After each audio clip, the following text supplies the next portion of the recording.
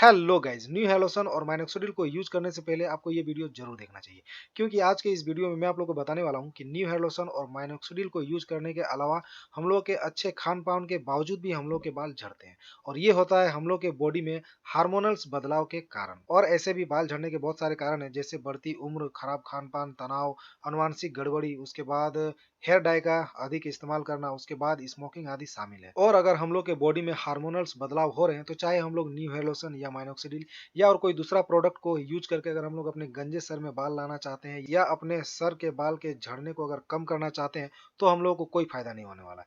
तो आज के इस वीडियो में मैं आप लोगों को 6 ऐसे हार्मोनल्स बदलाव के बारे में बताने वाला हूं, जिसकी वजह से हम लोग के बाल झड़ते हैं। तो चलिए शुरू करते हैं। मैं हूं मोहम्मद फुरकान और आप सभी का स्वागत है मेरे चैनल एफ के फॉर यू में।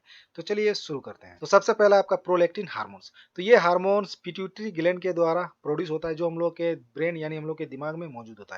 और ये हार्मोन सेंट्रल नर्वस सिस्टम, उसके बाद इम्यून सिस्टम, स्किन, यूट्रस और मेमोरी के द्वारा भी प्रोड्यूस होता है। और कई स्टडी में इस बात का जिक्र किया गया है कि हाइपरप्रोलैक्टिनेमिया बाल झड़ने और पुरुषों में गंजेपन का कारण बनता है, जिससे बालों का बढ़ना रुक जाता है और बालों की जड़ें स्किन को छोड़ना शुरू कर देता है, जिसका परिणाम बालों के झड़ने के रूप में सामने आता है। तो दूसरे नंबर में आपका कोर्टिसोल। तो तनाव के कारण भी बाल झड़ते हैं, और तनाव के कारण हम लोग के बालों का जो रोम होता है यानी पोर होता है, उसको भी ये इफेक्ट करता है, जिसकी वजह से क्या होता है कि हम लोग का बालों का ग्रोथ जो सही से नहीं हो पाता है और हम लोग के बाल झड़ने लगते हैं। और तनाव की स्थिति में 2 से 4 महीने के बाद ही क्या होता है कि हम लोग के बाल झड़ने स्टार्ट हो जाते हैं। कोर्टिसोल हार्मोन एड्रिनल ग्लैंड्स के द्वारा प्रोड्यूस होता है, और ये एड्रिनल ग्लैंड हम लोग की किडनी में मौजूद होता है। यानी लंबे समय तक तनाव यानी स्ट्रेस में रहने से कोर्टिसोल प्रोड्यूस होता है। तो रिसर्चर्स के अनुसार पुराने दर्द से पीड़ित, बेरोजगार, उसके बाद शिफ्ट में काम करने वाले और जिनको हार्ट से रिलेटेड कोई प्रॉब्लम होता है, तो उन लोगों में कोर्टिसोल का जो लेवल है अधिक होने का चांस होता है, जिसकी वजह से क्या होता है कि लोगों में भी बाल झड़ने के भी चांस बढ़ जाते हैं। तीसरे नंबर में आपका डीएसटी।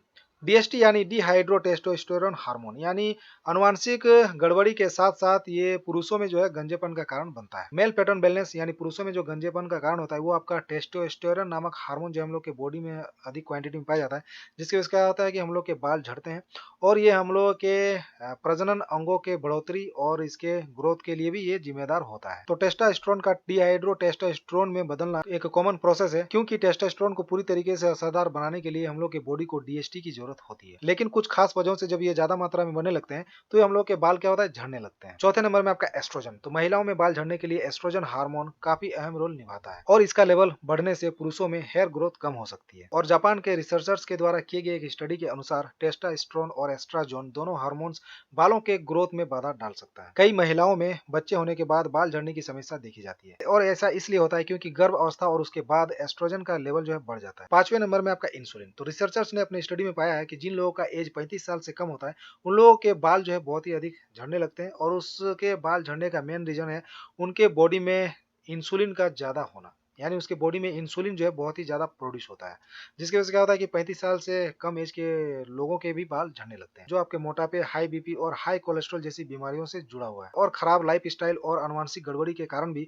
हम लोग के बॉडी में इंसुलिन का लेवल बढ़ सकता है। तो इंसुलिन रेसिस्टेंट के कारण पेनक्रियाज जो है अधिक क्वांटिटी में आपका क्या करता है, इंसुलिन को प्रोड्यूस करता है, जिसकी वजह से क्या होता है कि हम लोग का ब्लड शुगर का लेवल जो है वो बढ़ जाता है। और ब्लड शुगर लेवल बढ़ने से कोर्टिसोल का लेवल बढ़ जाता है, जिसे बालों के झड़ने के साथ जोड़कर देखा जाता है। छठे नंबर में आपका थायराइड। तो बालों का झड़ना, हाइपोथायराइडिज्म भी एक कॉमन सिम्टम्स है। तो थायराइड हार्मोन हम लोग के हेयर फॉलिकल्स के साथ साथ हम लोग के बॉडी के सभी सेल्स को भी ये प्रभावित यानी इफेक्ट करता है। तो रिसर्चर्स के अनुसार थायराइड हार्मोन हम लोग के हेयर ग्रोथ साइकिल के फेज को क्या करता है, लंबा कर देता है, और हेयर ग्रोथ के बाकी अन्य फेजों को क्या करता है, ये रोक देता है। तो इसलिए थायराइड हार्मोन के लेवल का बढ़ना और घटना बालों के झड़ने का कारण बन सकता है। अब आते हैं कंक्लूजन में। यानी अगर आप लोग न्यू हेयर लोशन या माइनॉक्सिडिल को अगर अपने गंजे सर में बाल लाने के लिए अगर यूज करने का आप सोच रहे हो, और अगर आपके बॉडी में इन सभी तरीके का हार्मोनल बदलाव अगर आपकी बॉडी में हो रहे हैं, तो आप अगर इन सभी तेलों का अगर यूज करते हो, तो आपको उतना अच्छा बेनिफिट नहीं मिलने वाला है।